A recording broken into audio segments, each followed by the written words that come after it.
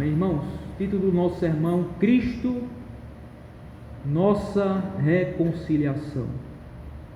Cristo, nossa reconciliação.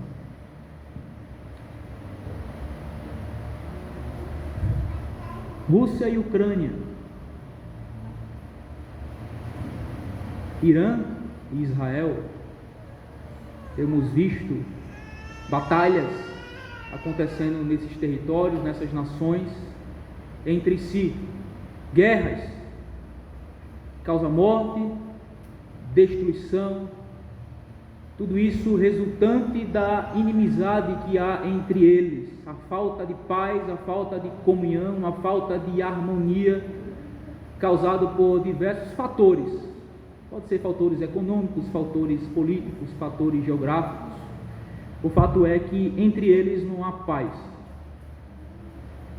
entre eles não há harmonia, entre eles não há amizade.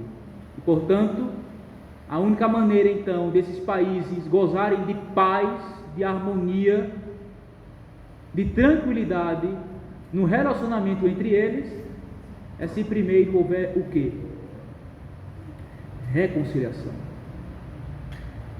Para que haja paz entre Israel e Irã, para que haja paz entre Rússia e Ucrânia, para que haja paz entre o pecador e Deus, é necessário que sejam reconciliados primeiro. Reconciliados. Caso não haja reconciliação, e caso os fatores exigidos e necessários não sejam devidamente atendidos para que então haja reconciliação e então paz e harmonia entre as duas partes, tudo que prevalece e permanece ainda então é inimizade, ódio, ira, guerras entre as duas partes. No que diz respeito, irmãos, à condição do homem para com Deus, trazendo agora para o âmbito agora religioso, né?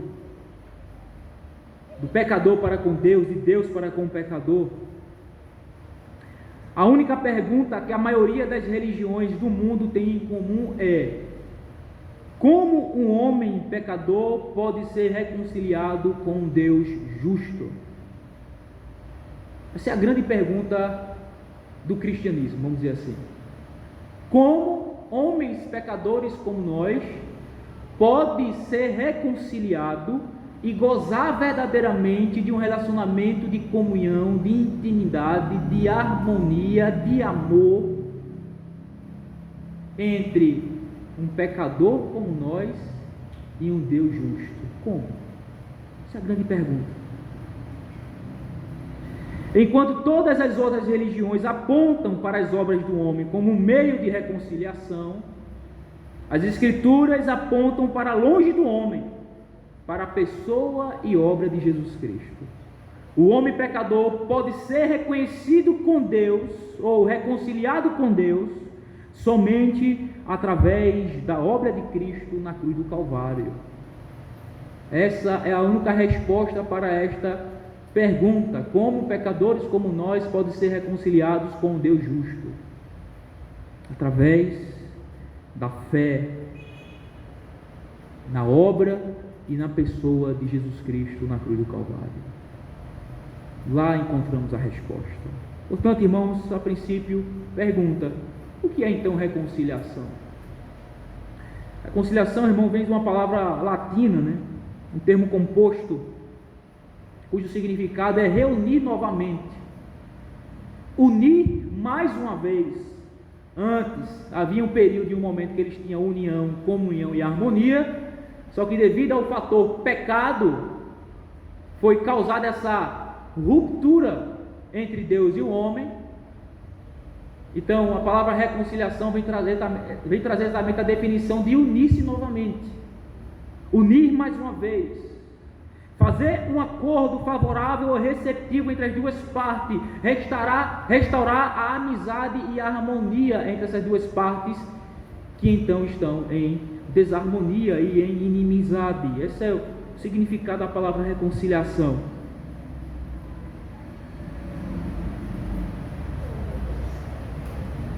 A palavra aí que aparece em Romanos capítulo 5, 11,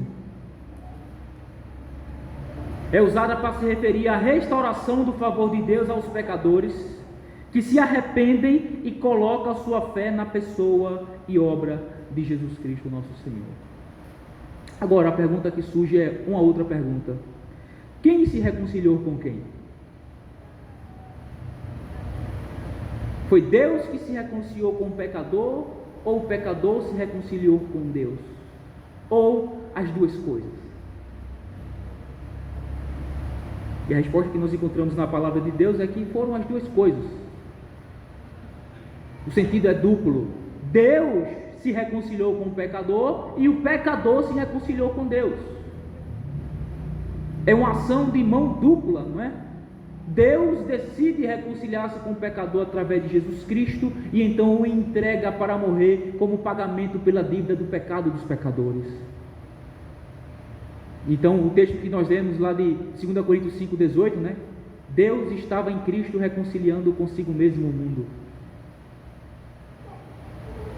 E em resposta a isto, o homem obedece ao chamado de Deus para se reconciliar com Ele, através do arrependimento e da fé na pessoa e na obra de Jesus Cristo, o nosso Senhor. Irmãos, essa questão que eu estou falando aqui para vocês é importante porque alguns erroneamente acreditam que, embora o homem pecador esteja em inimizade contra Deus, que é uma verdade, o erro é dizer que Deus nunca está em inimizade contra o homem. Mas o que a Bíblia ensina a respeito disso? O que a Bíblia mostra a respeito do fato verdadeiro, em que muitas pessoas erroneamente não entendem isso, de que Deus está em inimizade contra o homem ativamente?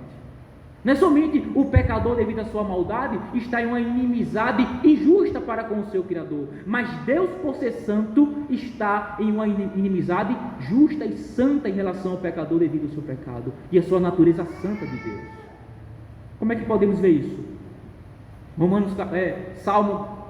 Salmo 5, versículo 5, olha o que diz: os arrogantes não permanecerão à tua vista, aborreces a todos os que praticam a iniquidade. Esse verso aqui está dizendo o quê? Aquela famosa frase, né? Deus ama o pecador, mas aborrece o pecado. Esse texto está dizendo o contrário. Esse texto, ou melhor, ele está completando um sentido que está pela metade dado por nós, muitas vezes erradamente. Que Deus ama o pecador, mas aborrece o pecado. Esse texto está dizendo aqui que Deus aborrece o homem. Não apenas o pecado dele, mas o homem, aquele que o pratica o pecado. Aborreces a todos os que praticam a iniquidade. O texto aqui está dizendo que Deus não aborrece a iniquidade, mas aqueles que a praticam ela. Portanto, para essa frase ficar completa e certa, vamos dizer assim, é razoável dizer que Deus aborrece tanto o homem quanto as suas más obras. Essa é a forma certa de dizer. Salmo 7, versículo 11: Deus é justo juiz, Deus que sente indignação todos os dias. Em outra tradução é o Deus que se ira todos os dias.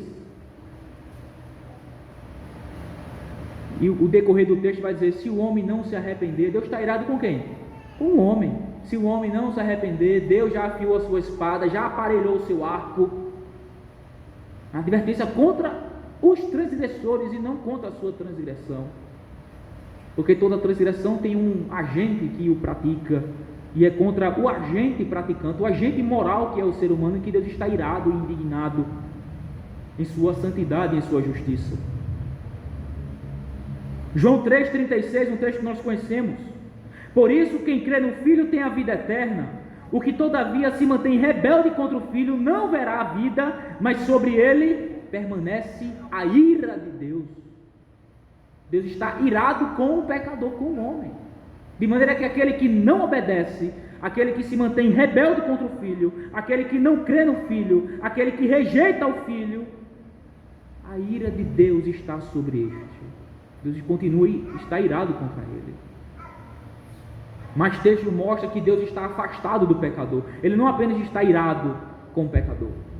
Ele não apenas aborrece o pecador, mas ele está afastado do pecador.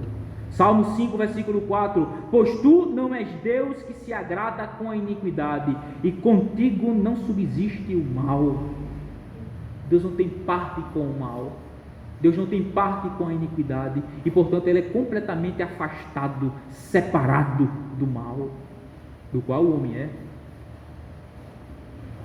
Isaías 59, verso 2: mas as vossas iniquidades fazem separação entre vós e o vosso Deus, e os vossos pecados encobrem o seu rosto de vós, para que vos não ouça. Novamente outro texto que mostra que Deus ele está afastado do pecador. E agora, evidentemente aqui, tanto por sua natureza quanto pelos seus atos, né? É os frutos. O homem é como se fosse uma árvore, e as suas iniquidades, os seus pecados, as suas transgressões são apenas o fruto desta árvore. A árvore é má, o fruto é mau. E Deus se afasta desta árvore, isto é, do homem. A Bíblia nos ensina, irmãos, que Deus não apenas está irado com o pecador, não apenas está afastado do pecador, mas Deus está disposto a julgar o pecador. Salmo 7, 11 a 13 agora. Deus é justo juiz, Deus que sente indignação todos os dias. Se o homem não se converter, afiará Deus a sua espada, já armou o arco, tem-no pronto. Para ele preparou já instrumentos de morte, preparou suas setas inflamadas. A disposição de Deus de julgar e condenar aquele que não se converte por conta das suas transgressões. Salmo 11, versos 5 e 6: o Senhor põe à prova ao justo e ao ímpio, mas ao que ama a violência, a sua alma abomina. Fará chover sobre os perversos brasa de fogo e enxofre, e vento abrasador será a parte do seu cálice. Texto que mostra claramente, irmãos, que Deus está disposto a julgar e condenar os pecadores devido às suas iniquidades, devido ao fato do endurecimento dos seus corações e o seu não querer de se converter dos seus maus caminhos. Portanto, irmãos, a resposta à pergunta: quem foi reconciliado com quem? É dupla. Não é apenas o homem que está inimizado contra Deus, mas Deus é inimizado contra o homem. Portanto, a resposta é dupla. A reconciliação se dá de duas maneiras: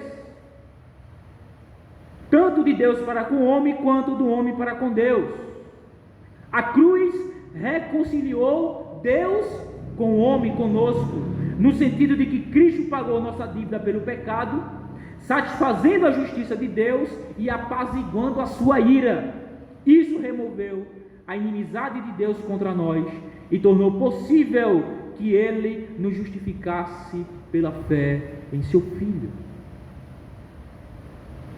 Então a cruz satisfaz a justiça de Deus pelo pecado, né?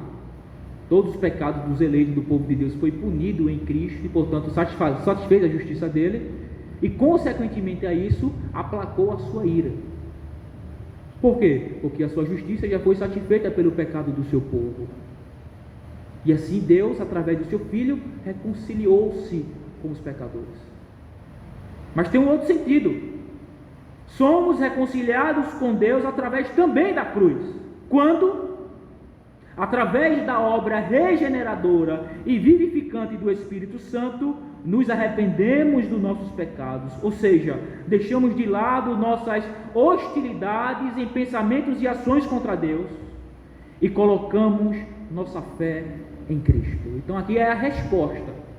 Deus primeiramente reconcilia-se com o homem através de seu Filho, da sua obra, e o homem, em resposta a esta atuação de Deus, responde em arrependimento e em fé no Filho de Deus, Jesus Cristo. Então é uma via de mão dupla. Deus vem e reconcilia-se com o homem através da obra de Cristo, e pela fé na obra de Cristo, o pecador então é reconciliado com Deus. Entenderam?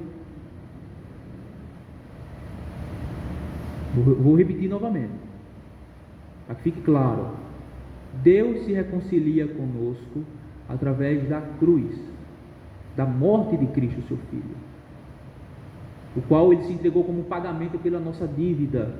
Então esse pagamento, essa morte expiatória, propiciatória, substitutiva, satisfez a justiça de Deus pelos nossos pecados e consequentemente a isso aplacou a sua ira de sobre nós, de maneira que agora ele pode justificar e salvar e perdoar a todos aqueles que se achegam a ele através da fé em seu Filho Jesus Cristo.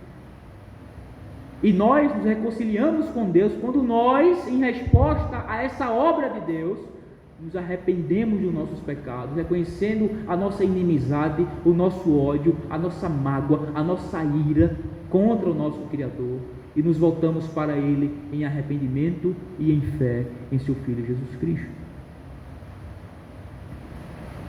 Irmãos, nosso texto em Romanos 5, 10 e 11 encontra-se um dos textos mais importantes nas Escrituras no que diz respeito à doutrina da reconciliação.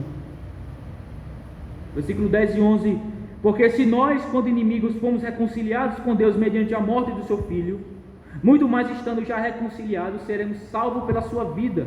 E não apenas isto, mas também nos gloriamos em Deus por nosso Senhor Jesus Cristo, por intermédio de quem recebemos agora a reconciliação. Veja a parte A do versículo 10. Porque se nós, quando inimigos, a palavra inimigo aí, irmãos, se refere a alguém que é hostil, odioso, ou está em amarga oposição a outro. O homem natural, ele é inimigo de Deus, significando dizer que ele é hostil, ele é odioso, ele está em completa e ativa oposição para com Deus. Nos evangelhos, por exemplo, em Mateus 13, 39, Lucas 10, 19, essa mesma palavra aí é usada para se referir à hostilidade do diabo, à oposição do diabo. Em Romanos 8, 7 e Colossenses 1, 21, a mesma palavra é usada para se referir à mente hostil do homem caído, do homem natural em relação a Deus. A ideia de inimizade, irmão, descrito nesse texto, é exatamente no sentido mútuo, isto é, de Deus para com o pecador e do pecador para com Deus. Existe esta hostilidade ativa de ambas as partes. O homem, em sua maldade e injustiça e hostilidade pecaminosa para com seu Deus, para com seu Criador, se opõe a ele ativamente, não querendo de fato, de forma nenhuma, vamos dizer, numa linguagem popular, né? Não querendo conversa nenhuma com ele,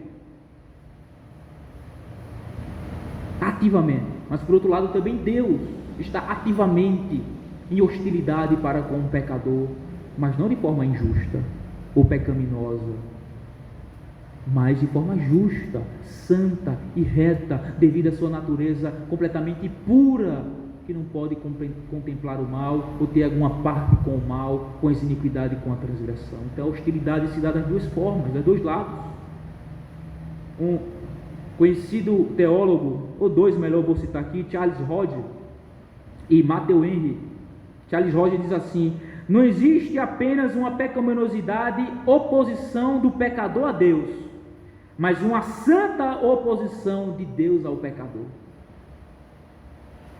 Não existe apenas uma pecaminosa oposição do pecador a Deus. A oposição do pecador para Deus é pecaminosa, é má, é hostil, é maligna,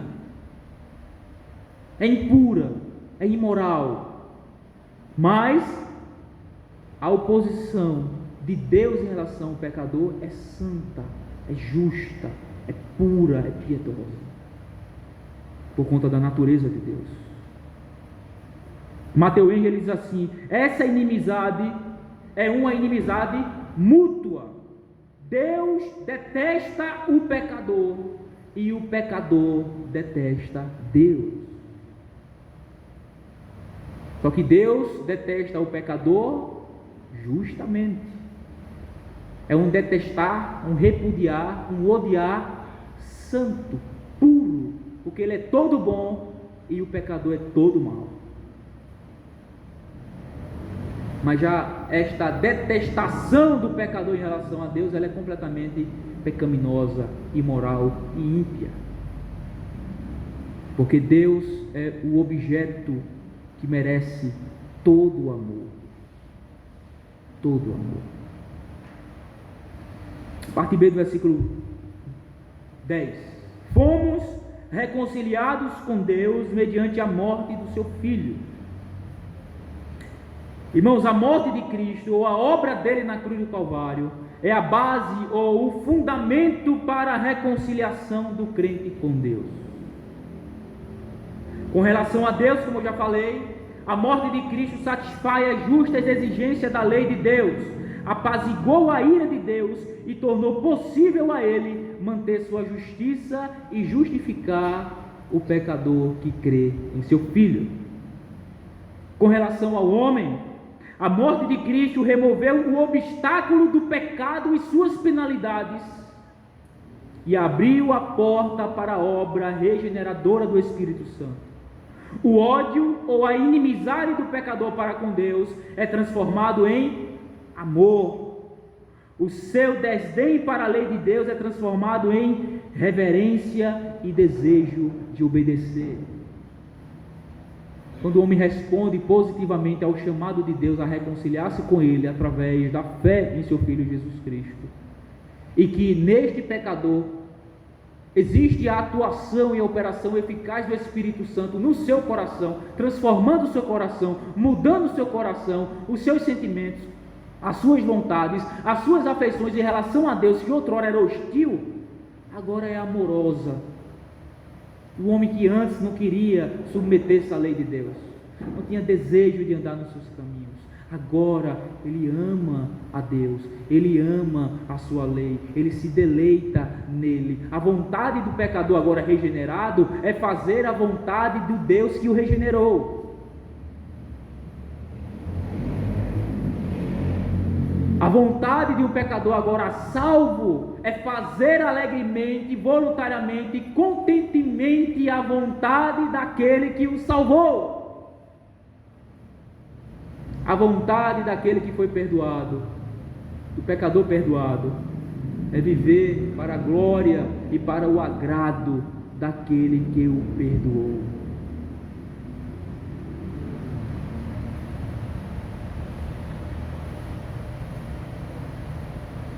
Isso é uma realidade na sua vida?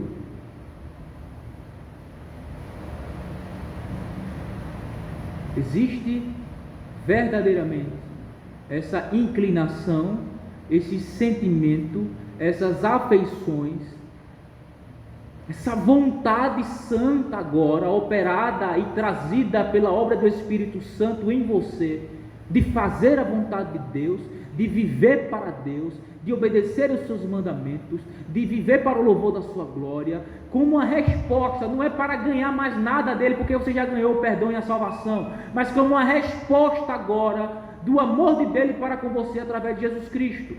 E o seu desejo, o seu anseio agora é responder a esse tão grande amor de Deus para com você, como? O amando, o obedecendo, o servindo, o louvando, o submetendo-se à sua vontade.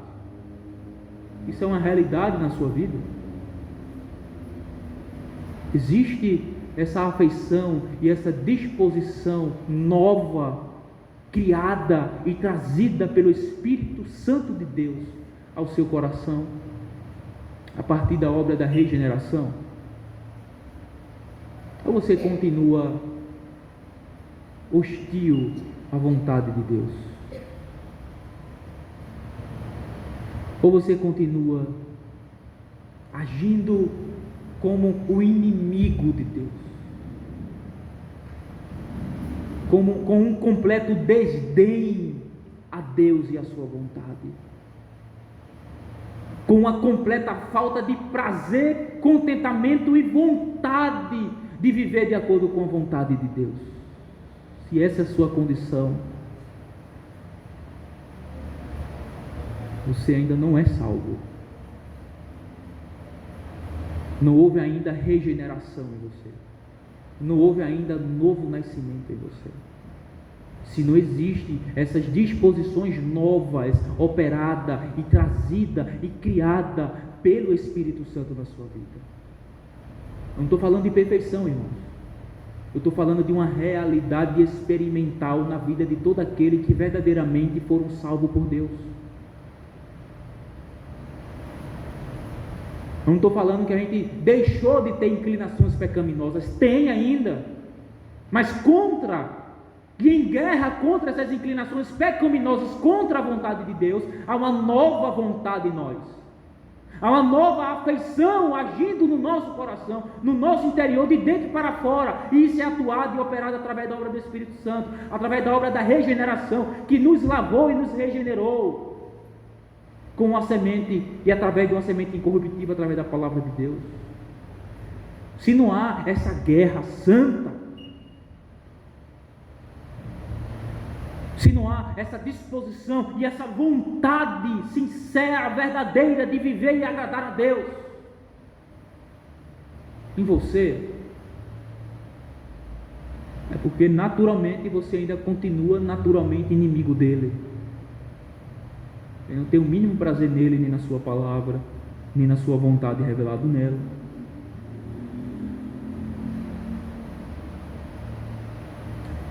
Como eu já falei outra vez e torno a falar novamente, precisamos entender isso definitivamente, irmãos.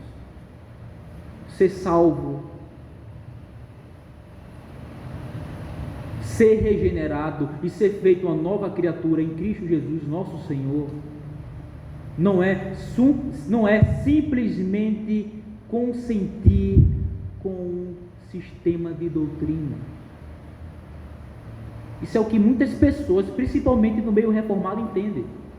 Entendem a salvação como simplesmente a subscrição de um corpo doutrinário. Não é isso. Ser salvo não é simplesmente subscrever um corpo de doutrina bíblica, saudável, certo? Mas ser salvo não é simplesmente isso, irmãos. Não é somente dizer eu acredito e eu creio nessas proposições bíblicas, nessas verdades bíblicas. Não é simplesmente isso. O diabo crê e treme. Ele acredita em Deus. Ele o conhece melhor do que qualquer um de nós.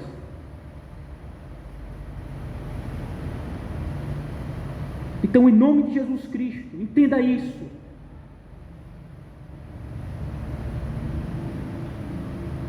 Você é salvo? Sou. Por quê? Rapaz, eu creio, eu subscrevo a doutrina reformada. Você entendeu errado o Evangelho. Eu faço parte de uma doutrina batista reformada, bíblica. Muito bom.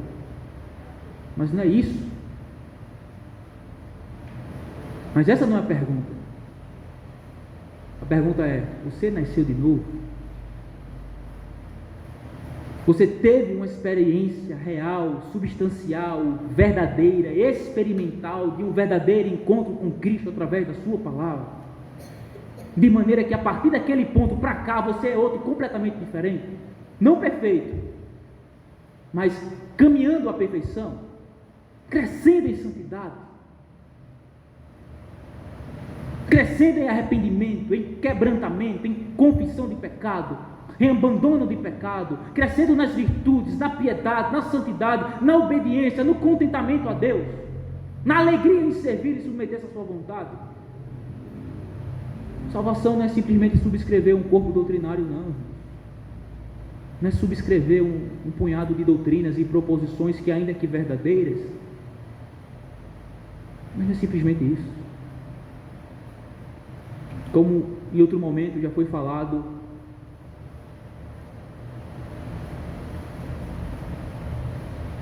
se não houver ou se não houve regeneração, novo nascimento, é porque não houve arrependimento genuíno.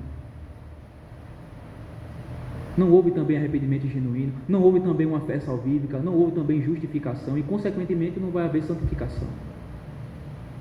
Porque a santificação é a consequência da justificação. A santificação é a consequência da regeneração.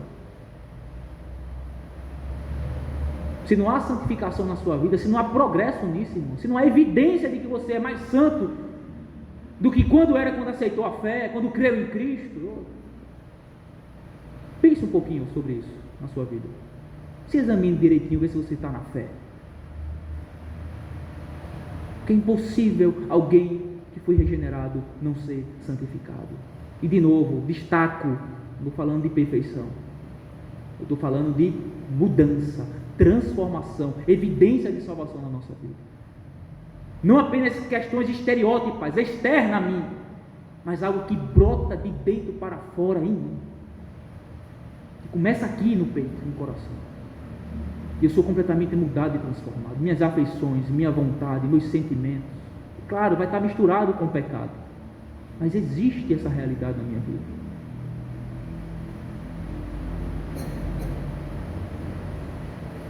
Deixa eu correr aqui. Tem muita coisa ainda.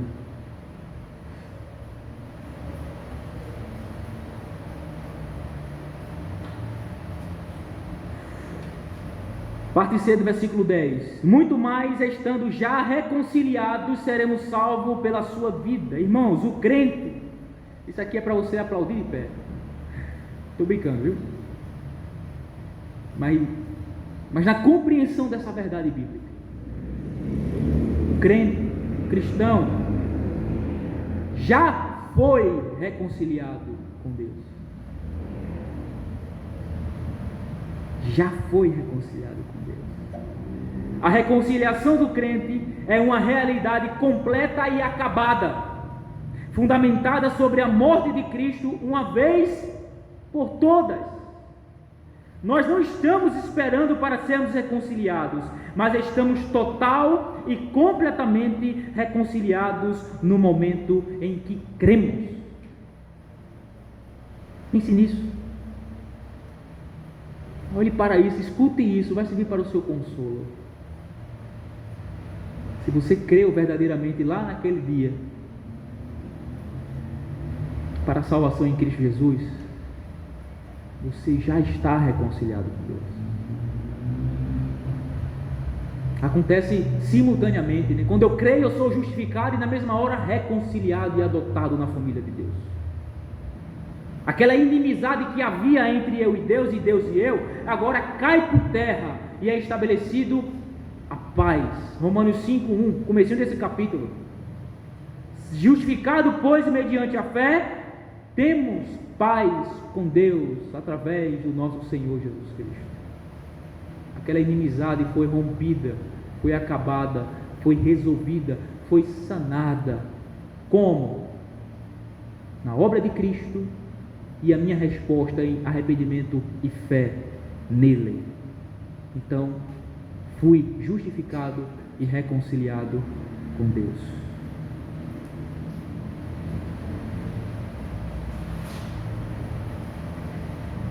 A morte de Cristo, irmãos, é o único fundamento da nossa reconciliação com Deus. Mas é Cristo ressuscitado e exaltado que nos chama, nos anima, nos mantém, nos aperfeiçoa e vive para sempre para interceder por nós diante do trono de Deus. Se Cristo morre e permanece morre, não resolve nada do nosso problema. Mas Ele ressurgiu dentre os mortos ao terceiro dia, como diz Romanos 4:25, para a nossa justificação. E a partir de então, Ele é quem nos chama, nos anima, nos mantém, nos aperfeiçoa e vive sempre para interceder por nós diante do trono da graça.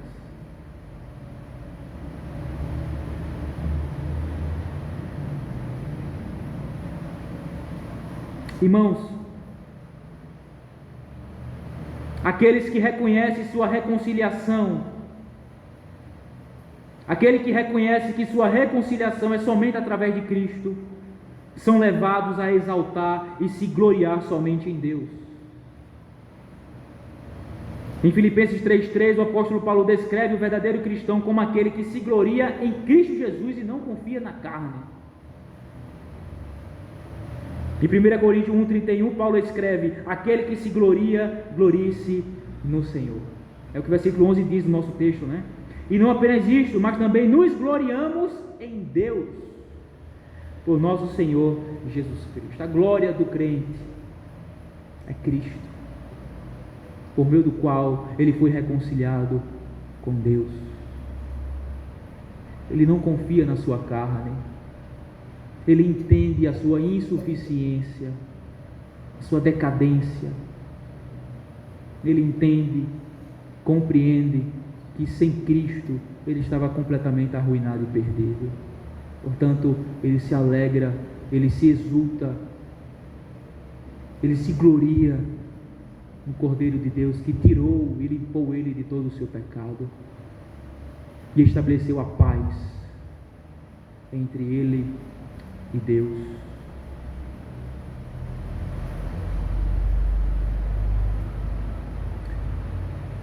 Irmãos, Cristo é o Deus encarnado. Portanto, não há nada incompleto em sua pessoa e obra. Não há nada que possa falhar. Não há elo fraco na cadeia da nossa salvação. Nossa reconciliação está executada e completamente inalterável. Está garantido. Porque quem garantiu foi o ser que é verdadeiramente homem e verdadeiramente Deus. Estava completamente qualificado para esta obra. Cumpriu todos os requisitos e todas as exigências, conquistando a salvação, o perdão, a justificação e a reconciliação de todo aquele que nele crê.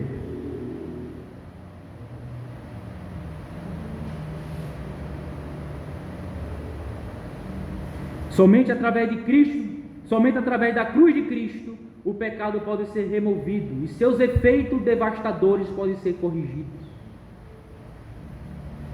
A obra de Cristo traz reconciliação não apenas entre Deus e o homem, mas também entre Deus, entre o homem e o homem. Entre o homem e o homem. Cristo acabará por trazer paz para todo o universo. Ele banirá os anjos caídos e os ímpios, para que eles não tragam mais desunião e hostilidade à criação de Deus. Veja só, a obra de Cristo ela é tão perfeita que traz harmonia, comunhão, reconciliação, não apenas entre Deus e o pecador, mas entre o homem e o homem. De maneira que a obra dele garantiu que um dia todas as coisas serão restauradas, o mal, o pecado, o ímpio, o diabo será completamente punidos e então reinará paz, harmonia perfeita e completa entre os homens redimidos e o seu Deus e os homens para com os próprios homens e um para com os outros. Que coisa maravilhosa.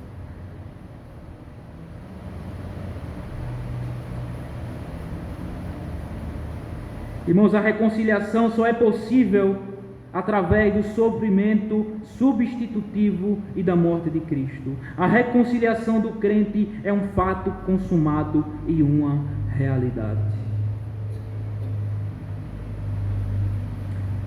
Agora, qual é o objetivo para nós terminarmos da reconciliação? No que diz respeito à vida prática daquele que foi reconciliado com Deus. Qual é o objetivo? Os dois grandes objetivos, irmãos, e fins da nossa reconciliação: ser santo, inculpável e irrepreensível diante de Deus. Isso não se refere apenas à situação posicional do crente diante de Deus em Cristo. Ele está reconciliado já, justificado, salvo e perdoado. Mas também a transformação real e pessoal do crente. Quais os objetivos? Os fins, os propósitos da nossa reconciliação com Deus não apenas diz respeito à nossa posição em Cristo diante de Deus. Estamos já reconciliados, salvos, justificados, perdoados e garantidos. Mas também diz respeito à transformação real e pessoal de todo aquele que creu em Jesus Cristo pela fé somente e então foi reconciliado pelo Pai, com o Pai. Transformação. O processo pelo qual Deus transforma aqueles a quem Ele justifica e reconcilia é chamado de quê? O processo santificação, sem a qual, como vimos hoje, ninguém verá o Senhor. O processo começa no momento da conversão, continua durante toda a vida do crente e é aperfeiçoado quando o crente é glorificado no céu. E para terminar, eu enfatizo mais uma vez esse ponto. que eu costumo falar, em várias pregações, sempre apontar e enfatizar os efeitos de uma verdadeira conversão. Qual é? É a vida transformada, é a santificação, é a piedade, é o crescimento nas virtudes cristãs e na conformidade com o seu caráter, com o caráter de Cristo. De novo, enfatizo e destaco isso, não é perfeição, mas é uma verdadeira transformação, uma verdadeira mudança, um declinar e um subir para o aperfeiçoamento que se dará na glorificação.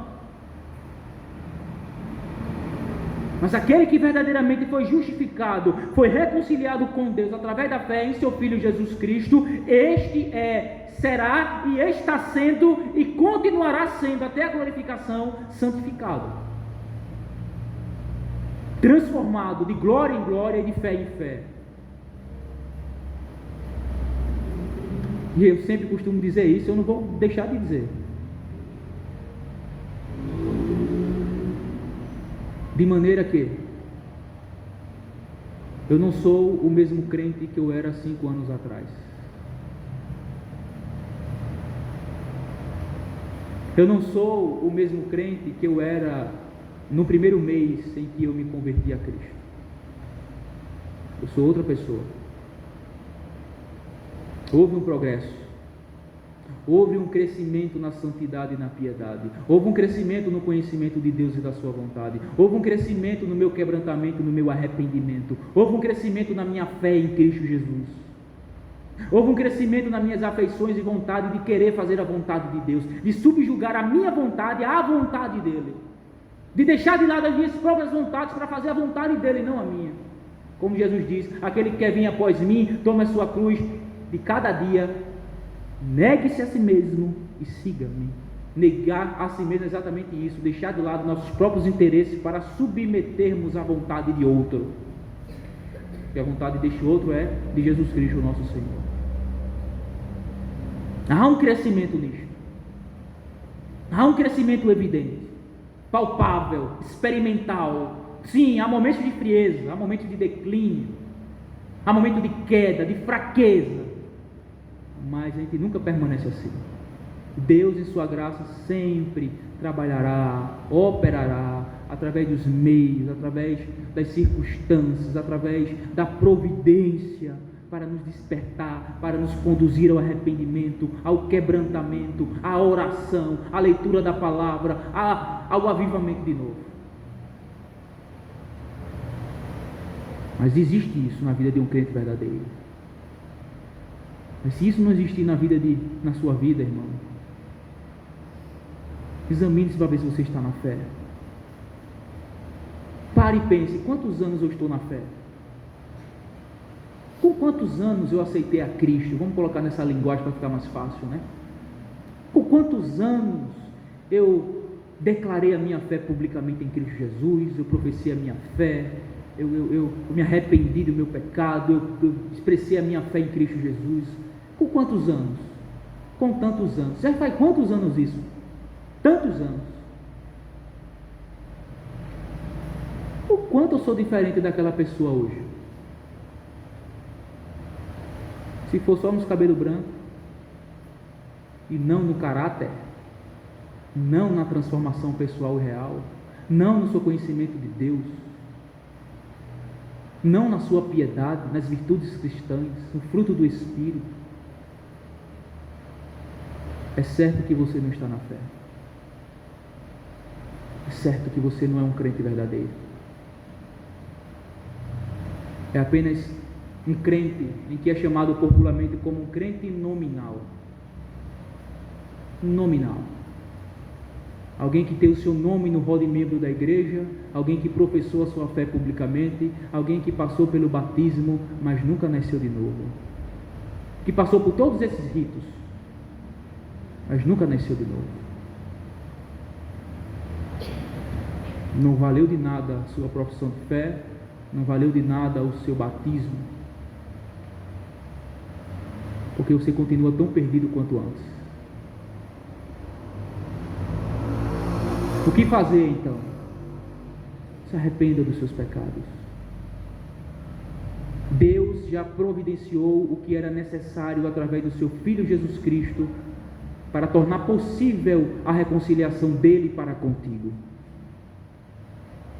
Agora, através do seu arrependimento e da sua fé em Cristo Jesus, nosso Senhor, reconcilie-se com Deus. Como Paulo, na nossa leitura devocional 2 Coríntios 5, 18 em diante, acho que é o 20, vos exortamos, vos rogamos que vos reconcilieis com Deus. E este é o rogo e a exortação nesta noite para você. Examine-se e veja se você está na fé. E se não houver evidência nenhuma de uma verdadeira conversão na sua vida, eu lhe exorto a se reconciliar com Deus nesta noite. Como? Arrependa dos seus pecados e deposite única e exclusivamente a sua fé em Jesus Cristo. Então você será perdoado, salvo, justificado e reconciliado. E então a paz reinará entre você e Deus. Quem é a nossa reconciliação? Somente Cristo. Ele é a nossa reconciliação. A reconciliação se dá somente através de Jesus Cristo, pela fé no seu nome. Então creia nesta noite, meu amigo. Creia. Amém.